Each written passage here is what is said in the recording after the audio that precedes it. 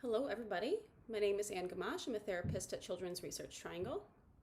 While I normally provide in-person training in youth mental health first aid, that is not currently available. The National Council, which developed the both youth and adult mental health first aid curricula, began working on curriculum updates and a blended course offering before coronavirus became a pandemic.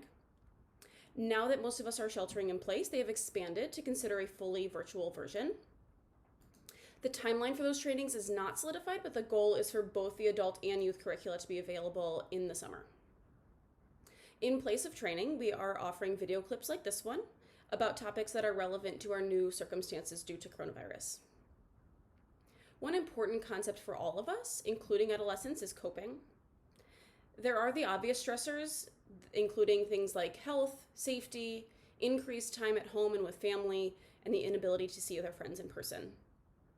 Beyond that, though, there are more significant impacts that require their emotional energy in ways that might be different from adults.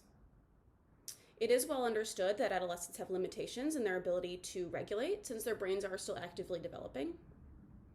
In addition, where adults may think back on a challenging time in the past as reassurance that we can get through whatever's going on now or everything will be okay in the end, adolescents may not have that.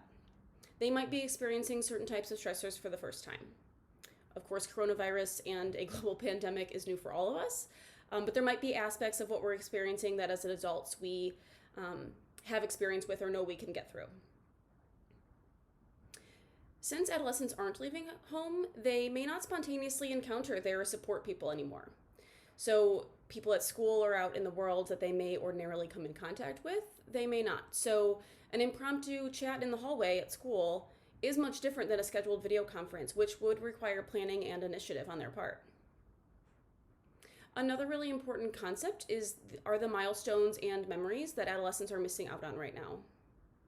I will be honest and say that I initially felt pretty dismissive of complaints about missing prom or senior trips.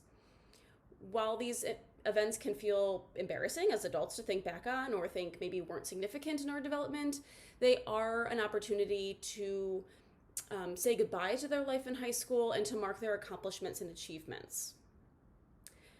Not only is there greater uncertainty throughout the world right now across many subjects, many areas of our lives, but for the young people who are in college or who are graduating high school right now, there is uncertainty about whether to attend in the fall if classes are only offered virtually.